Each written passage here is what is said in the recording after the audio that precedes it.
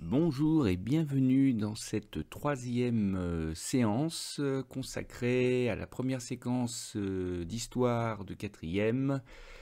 qui est consacrée à l'expansion européenne au XVIIIe siècle, négoce, traite négrière et économie de plantation. Après avoir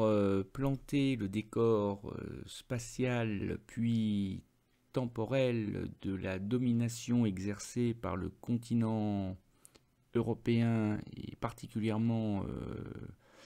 l'Europe de l'Ouest sur le reste du monde au cours des deux séances précédentes, nous allons aujourd'hui aborder cette domination maritime, économique et commerciale européenne sous l'angle de l'histoire des arts. Et à travers un tableau pas très célèbre encore, mais qui va le devenir pour vous grâce à cette étude, nous allons voir comment un peintre connu à l'époque, Joseph Vernet, a témoigné de l'expansion européenne au XVIIIe siècle à travers une de ses œuvres intitulée « Vue du port de Bordeaux ». La voici dans son intégralité. Voilà la vue du port de Bordeaux dans sa première version par le peintre Joseph Vernet. Et pour découvrir son œuvre, je vous invite à regarder la petite émission très courte d'1 minute 30 d'Art de France 2 qui va nous présenter Joseph Vernet et sa vue du port. Alors malheureusement, il doit s'agir de celui de Toulon, pas de celui de Bordeaux, mais ça n'est pas bien grave parce que, au fond, il s'agit d'un ensemble de vues, un ensemble de tableaux, et même s'il ne s'agit pas de notre tableau, celui qu'on va étudier nous, malgré tout, c'est la même démarche, c'est le même peintre, c'est la même époque, donc ça fera bien l'affaire. Quelques mots sur l'artiste Claude-Joseph Vernet, que l'on appelle plus fréquemment Joseph Vernet, à ne pas confondre avec son petit-fils Horace Vernet, qui fut également peintre et qui a volé un peu la vedette à son pourtant célèbre grand-père. Donc là, il s'agit bien du grand-père, Joseph Vernet. Alors, Joseph Vernet est un peintre spécialisé plus particulièrement dans les paysages, alors que beaucoup de ses collègues, si je puis dire, excellaient dans les portraits, les représentations anatomiques de corps. Lui, s'est plutôt spécialisé dans la peinture en plein air, puisqu'il peint des paysages. Il va apprendre à peindre des paysages auprès de maîtres italiens, puisque le jeune Joseph Vernet va se rendre à Rome et y découvrir la beauté des paysages méditerranéens. Mais il va aussi ressentir une certaine attirance pour la mer, puisque Joseph Vernet va aussi et surtout être connu pour ses œuvres de marine, c'est-à-dire ses peintures représentant soit le littoral, soit la pleine mer, mais de toute manière, la mer est omniprésente. Et il va être reconnu comme un maître dans cette spécialité des peintures de marine, ce qui lui vaudra une commande du roi Louis XV. Voici un exemple parmi d'autres d'œuvres que l'on appelle une peinture de marine que l'on doit à Joseph Vernet. intitulé Le naufrage, et qui possède une bonne part des caractéristiques de la peinture de Marine, et particulièrement celle de Vernet, puisque la terre n'est finalement qu'assez peu présente. Elle est même vaguement inquiétante ici sous forme de rochers, d'amas rocheux sur lesquels, de récifs sur lesquels vont venir se briser les navires drossés sur la côte par la tempête. La mer est la grande vedette, la mer et les navires qui sont dessus sont la grande vedette de cette peinture. Mais personnellement, j'aurais tendance à dire que Vernet est davantage encore le peintre du ciel que le peintre de la mer, parce que comme on le voit déjà sur ce tableau, le ciel représente les 2/3 du tableau en lui-même, et le peintre a joué sur la confusion volontairement établie par lui, la confusion entre les limites du ciel et les limites de la mer, c'est-à-dire qu'on ne voit pas bien si le gros nuage blanc est une vague qui s'apprête à s'écraser sur les rochers ou si c'est effectivement le nuage qui descend quasiment jusqu'au niveau de la mer. Voilà.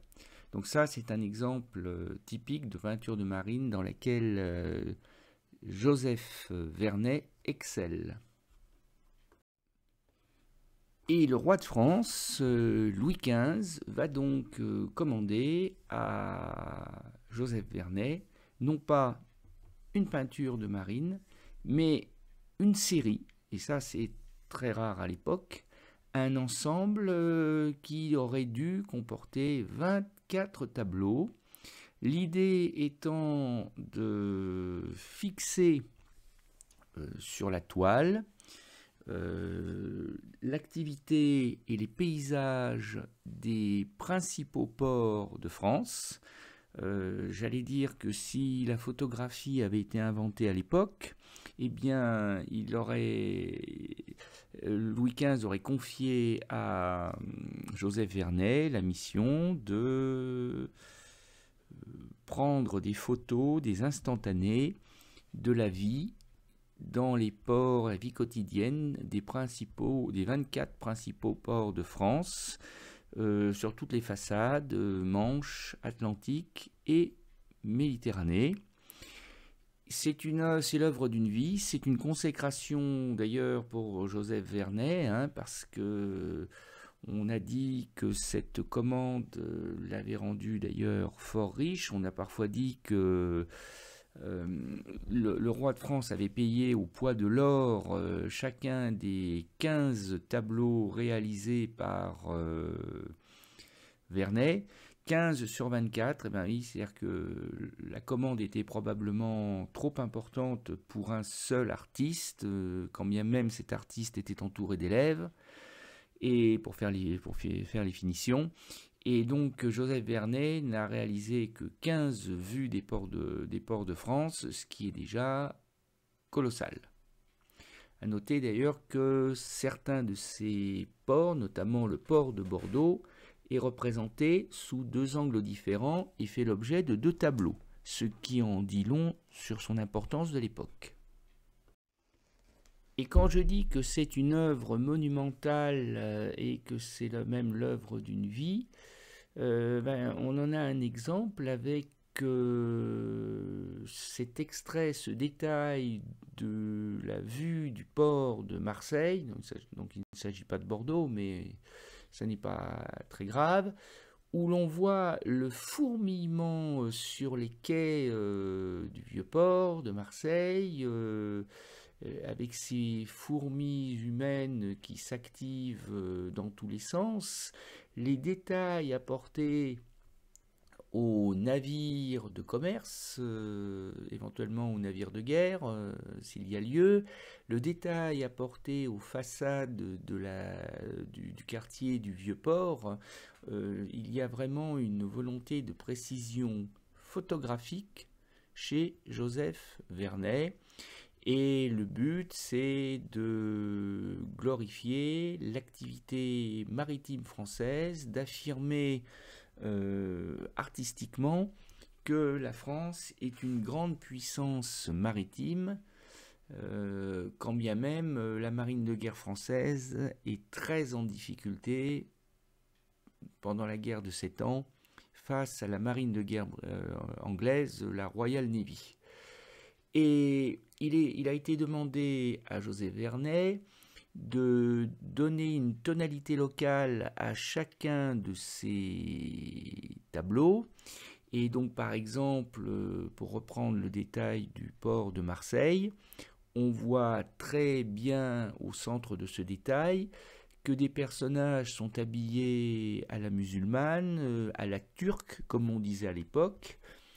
reconnaissables à leurs larges vêtements, leurs larges pantalons, leurs couleurs voyantes, les turbans. Et c'est une manière de faire comprendre que le port de Marseille entretient des relations commerciales avec l'Orient, avec en particulier la Turquie par exemple, ou les pays qui se trouvent à l'est de la Méditerranée. Donc c'est véritablement très très détaillé, et pour les historiens, et pas seulement les historiens de l'art, l'œuvre de Joseph Vernet est une véritable mine d'or. Alors si on en revient à l'étude de la vue du port de Bordeaux qui servira de support à notre prochaine séance, eh bien on voit donc que cette peinture date de 1758, si je ne me trompe pas, c'est une des premières peintures de la série des vues des ports de France. Donc quand on fait de l'histoire des arts, et vous commencez à en avoir l'habitude, quand on étudie un objet artistique, hein, comme on le dit dans le jargon des profs d'histoire, quand on étudie une œuvre d'art, ou plus globalement un artefact, c'est-à-dire une œuvre réalisée par la main de l'homme, eh bien on commence par dresser sa fiche d'identité, qui doit comporter un certain nombre d'informations basiques, hein, essentielles, comme le titre, la date, l'auteur, la nationalité de l'auteur, le commanditaire, c'est-à-dire celui qui paye, hein, celui qui a passé commande, la nature et le genre, nature et genre, les deux, Dupont de la fiche d'identité des œuvres d'art, le support, les dimensions et le lieu de conservation. Donc, ce qu'il faut retenir, c'est que cette vue du port de Bordeaux date de 1758, qu'elle est l'œuvre de Joseph Vernet, peintre de nationalité française, même s'il a traîné ses chevalets en Italie pendant sa prime jeunesse. Et le commanditaire n'est rien moins que Louis XV, roi absolu de France. Alors, la nature de l'œuvre que nous avons sous les yeux, c'est un tableau.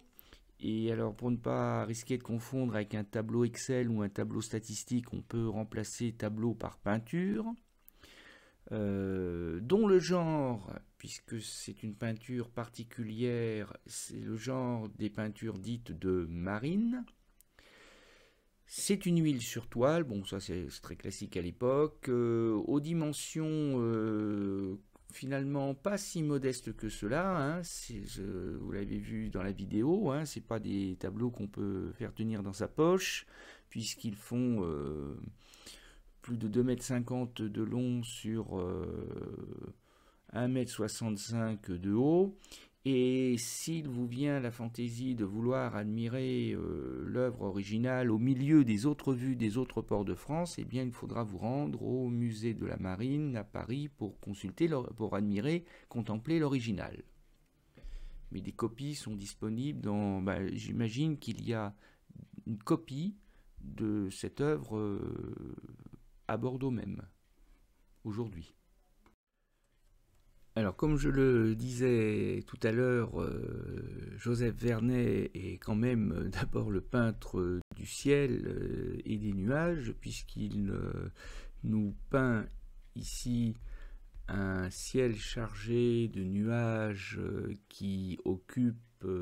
tout l'arrière-plan du tableau et qui occupe même les 2 tiers de l'espace. Ce ciel est d'ailleurs une invitation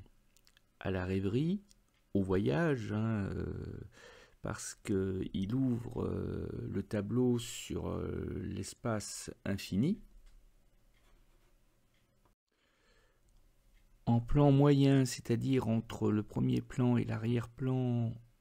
le fleuve de la Garonne qui sert de transition, de courroie, de lien entre le ciel à l'arrière-plan et la terre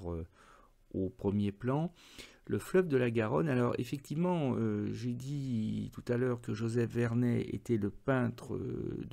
un peintre de marine, et dans le cas de Bordeaux, on ne peut pas dire que Vernet a peint la mer ou l'océan pour une raison toute simple, c'est que le port de Bordeaux, qui est situé donc en pleine ville, comme on peut le voir, eh bien, le port de Bordeaux n'est pas au bord de l'océan Atlantique, pas plus d'ailleurs que Nantes n'est au bord de l'Atlantique, tout simplement parce que Bordeaux, comme Nantes, sont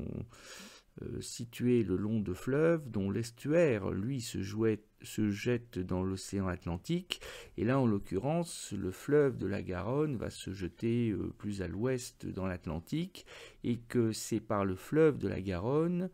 que vont venir les navires venus de l'Atlantique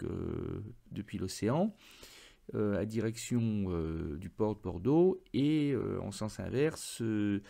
c'est la Garonne que remonteront les barques venues de l'arrière-pays jusqu'au port de Bordeaux. Voilà, le fleuve de la Garonne est sillonné dans les 2 sens, puisqu'il est navigable, sauf évidemment en période de crue, et c'est donc lui qui est mis en avant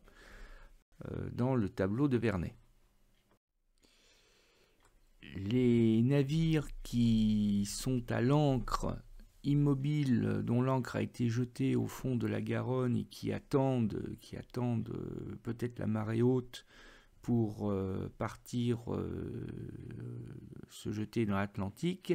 eh bien ces navires de haute mer qui sont représentés, ce 3-mâts en particulier qui est représenté avec beaucoup de détails par Vernet, nous rappelle que même si le port de Bordeaux est situé le long du fleuve de la Garonne, le commerce bordelais est un commerce atlantique, un commerce océanique, et simplement les navires ne peuvent pas aborder, ne peuvent pas venir se coller au quai, tout simplement parce que leur tirant d'eau, autrement dit la profondeur de leur coque pour faire simple, les en empêche. Si le navire de haute mer quitte le milieu du lit du fleuve de la Garonne, il risque de s'échouer et de s'endommager. Au premier plan du tableau, nous trouvons non pas des navires de haute mer, mais des barques avec un petit mât, des embarcations fluviales, c'est-à-dire ces filadières, comme on les appelle à Bordeaux, ne sont pas conçues pour naviguer en haute mer, ça serait tout simplement du suicide, mais par contre sont remarquablement conçues avec leur faible tirant d'eau pour circuler dans le lit d'une rivière ou d'un fleuve comme la Garonne. Et ce sont ces filadières qui vont permettre d'acheminer depuis le quai du port jusqu'au navire de haute mer au milieu du fleuve, et bien d'acheminer les précieuses marchandises, ou inversement d'ailleurs, c'est grâce aux filadières que l'on va pouvoir décharger la cale des navires de haute mer de leurs précieuses marchandises qui seront ensuite acheminées en plusieurs voyages, vu la taille des filadières, mais qui seront acheminés du navire de haute mer jusqu'au quai. Et alors, le quai du port de Bordeaux ne mérite pas ce terme de quai, tout simplement parce que, comme nous le montre Joseph Vernet, et c'est d'ailleurs pas le cas pour tous les autres ports de France, hein, mais c'est une spécificité bordelaise, en fait, le quai, c'est une simple grève. Alors, le mot grève, il ne faut pas se tromper de sens, hein, c'est pas au sens une manifestation de gens mécontents avec des pancartes et des banderoles. Ici, la grève, c'est une plage, en fait, c'est-à-dire un espace, le rivage littoralisé, là, le rivage du fleuve, qui est recouvert lors de la marée haute, puisque la marée peut remonter assez loin à l'intérieur des terres, et qui fait que en fait, les marchandises sont débarquées ou embarquées à bord des filadières depuis cette simple grève qui n'est peut-être effectivement pas digne du rang atteint par le port de Bordeaux au XVIIIe siècle. Et cette grève, ce quai, si on est vraiment très très conciliant, fourmille de personnes, aussi bien d'ailleurs des visiteurs, notamment des femmes élégantes qui viennent voir les étoffes, les indiennes, les cotonnades qui peuvent avoir été importées et qui viennent faire un peu leur marché à l'avance, que ce qu'on appellerait les dockers aujourd'hui, les ouvriers en manutention qui chargent et qui déchargent les caisses, les ballots, les sacs et les tonneaux. Et comme Vernet est le peintre du détail, le peintre du détail fourmillant, eh bien, j'ai zoomé sur une petite scénette qui peut passer relativement inaperçue, perdue dans l'ensemble, mais c'est dommage parce que c'est très important. On voit un chariot lourd,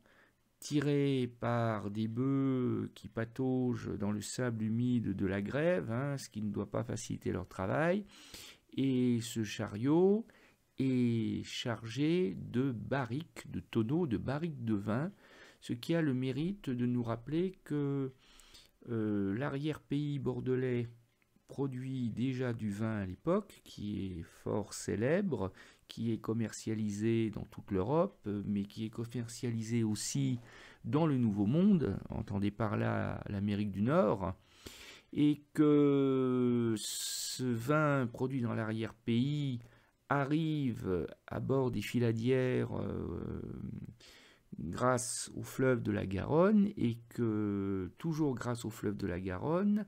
ces barriques seront chargées sur les filadières, destination les navires de haute mer,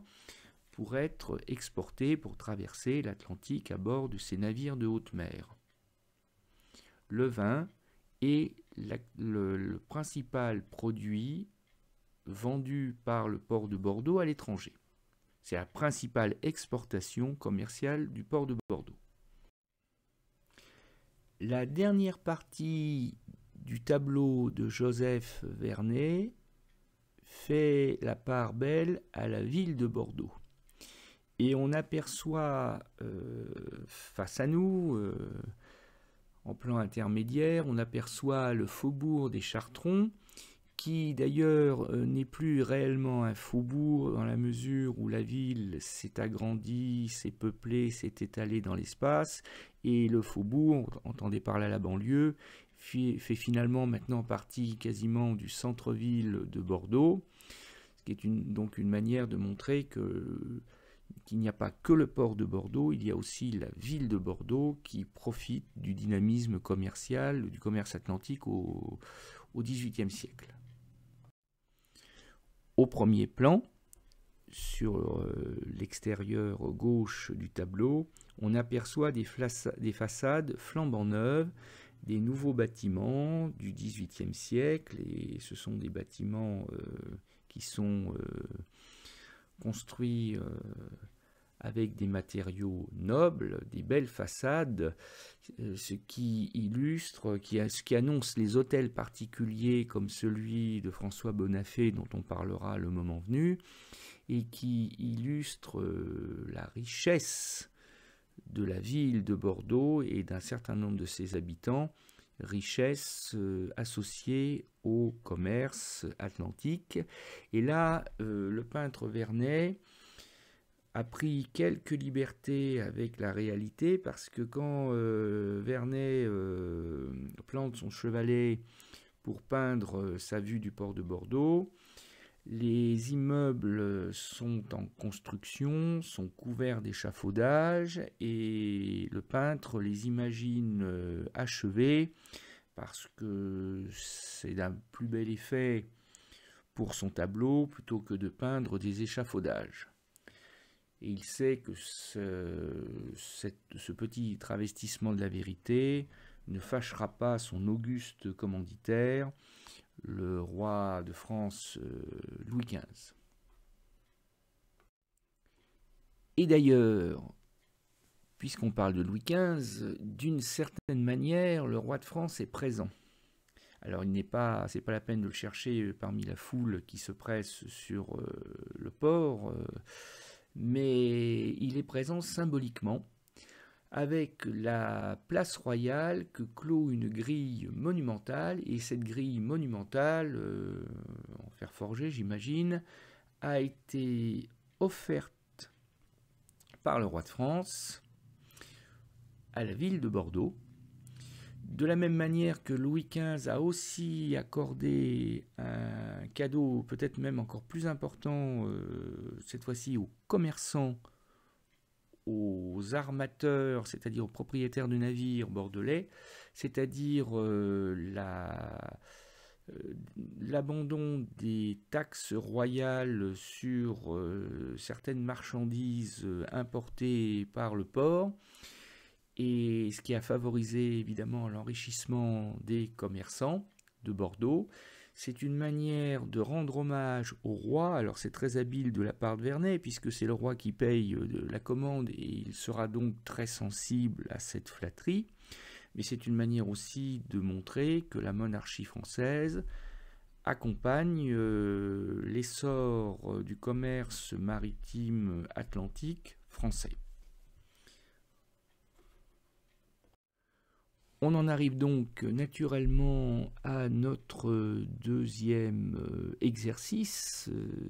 qui concerne la description et l'analyse de l'artefact, de l'objet artistique que nous étudions aujourd'hui, la vue du port de Bordeaux par Joseph Vernet. Et donc, si vous avez bien suivi les explications précédentes, là maintenant ça devient très très facile de remettre les bons numéros dans les bonnes cases. Je vous laisse faire. Et voici le corrigé officiel qui laisse quand même assez peu de place au suspense.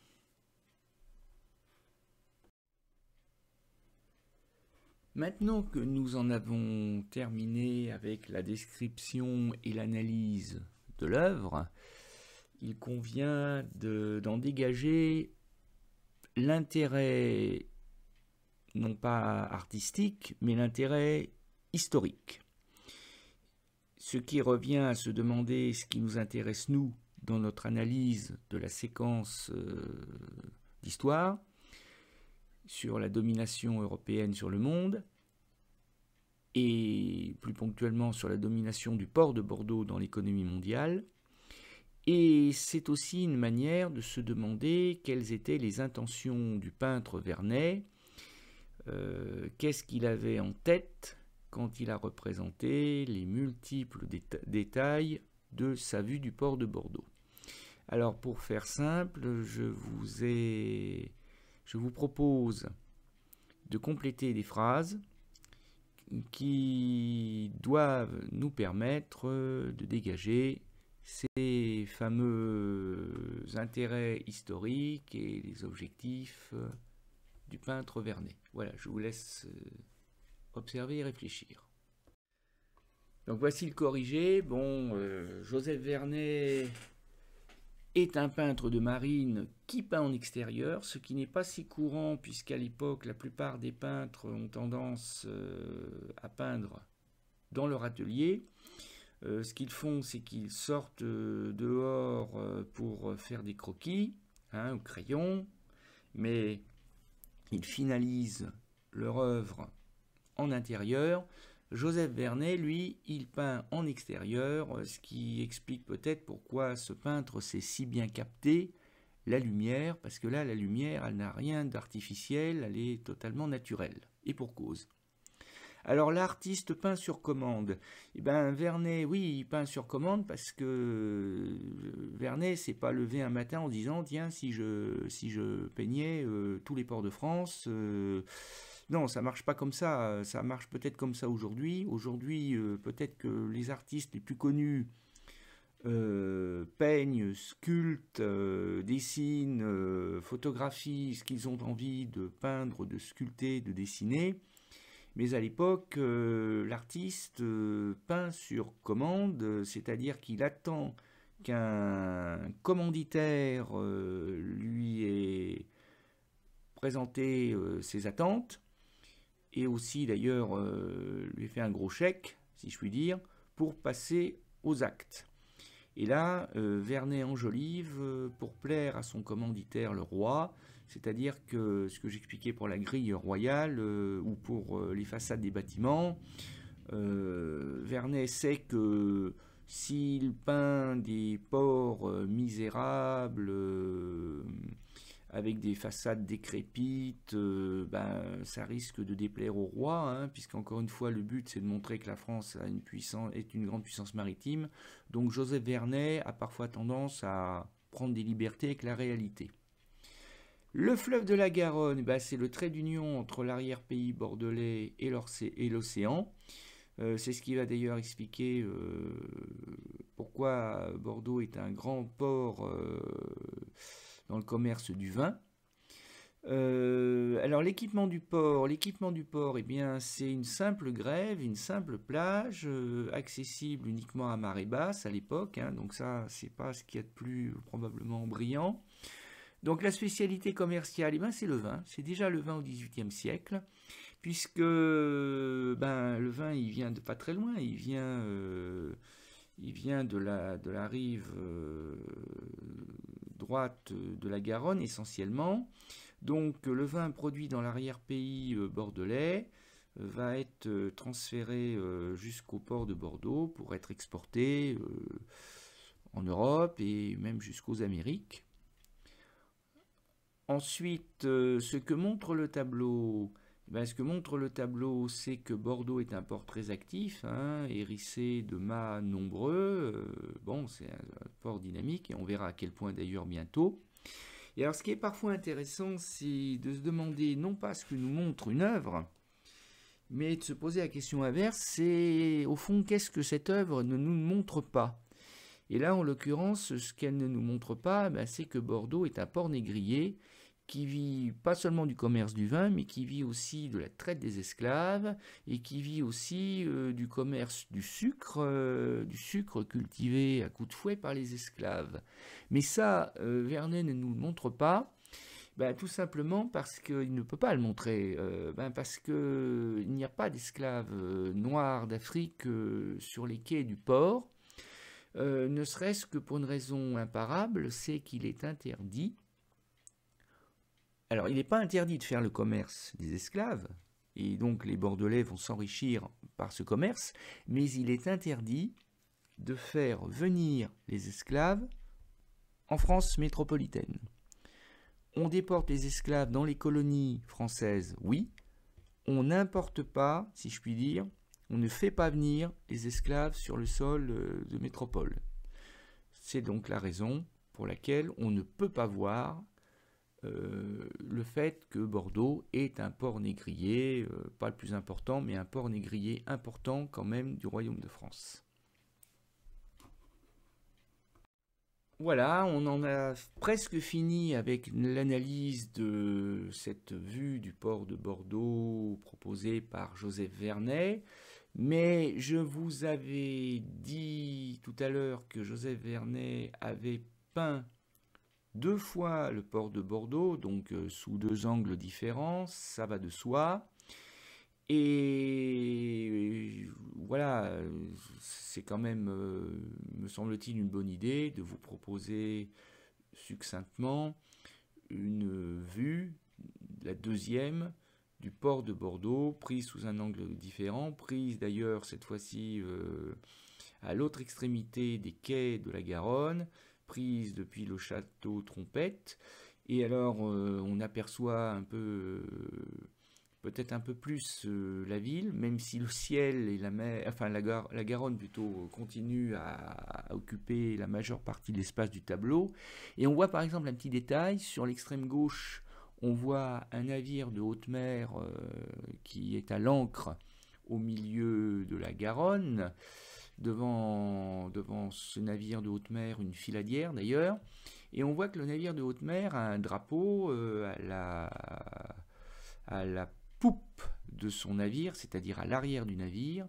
et c'est le drapeau, si je ne me trompe pas, des Provinces-Unies, ce drapeau tricolore à bande horizontale rouge, blanc, bleu, et donc on peut en tirer cette conclusion fort juste d'ailleurs, que les commerçants et les navires qui font commerce dans le port de Bordeaux sont certes européens, mais ils ne sont pas forcément tous français ni bordelais. Et la preuve, on a un navire hollandais qui fait relâche dans le port de Bordeaux, ce qui prouve que le port de Bordeaux est connecté, si je puis dire, aux autres ports du commerce européen, et c'est une manière de souligner l'importance commerciale du port de Bordeaux. Et pour en terminer définitivement avec notre étude de la vue du port de Bordeaux par Joseph Vernet, je vous propose, et ça c'est assez intéressant d'ailleurs, j'avoue que je ne connaissais pas le tableau, je l'ai découvert un peu par hasard en faisant quelques recherches pour la séance, et j'ai découvert une autre vue du port de Bordeaux, et ce qui est intéressant c'est que cette vue, elle a été prise à peu près au même endroit que là où Joseph Vernet avait posé son chevalet et sa palette de couleurs. C'est certainement pas le fruit du hasard, parce que le peintre Pierre Lacour, qui a peint ce tableau après donc Vernet, eh bien, connaissait évidemment le tableau de Vernet, et j'imagine qu'il a eu l'intention soit de rendre hommage au peintre, soit de se mesurer à lui, et il nous présente donc une nouvelle vue du port de Bordeaux un petit peu plus tardive, pendant la Révolution française, un demi-siècle après, grosso modo. Et c'est l'occasion de voir qu'en apparence, pas grand-chose n'a changé. Il y a toujours les filadières, il y a toujours les navires de haute mer, il y a toujours la Garonne, il y a toujours les façades, il y a toujours l'activité fourmillante des hommes. Par contre, ce qui est intéressant, c'est qu'on voit les prémices du chantier majeur qui va consister à remplacer la grève, ou plus exactement à couvrir la grève, donc la plage, entre guillemets, que nous avons au premier plan, la couvrir par des quais en pierre qui permettront de plus facilement déposer, déplacer les marchandises pour les stocker en vue de les transférer depuis les filadières jusqu'au port de haute mer. Donc on a les prémices du grand chantier qui vont faire du port de Bordeaux un port enfin à la hauteur de ses ambitions. Voilà, j'espère que cette séance vous aura intéressé, vous aura apporté quelques éclairages, quelques informations. Et je vous dis à bientôt pour une nouvelle séance consacrée à la domination européenne sur le monde au XVIIIe siècle. À bientôt.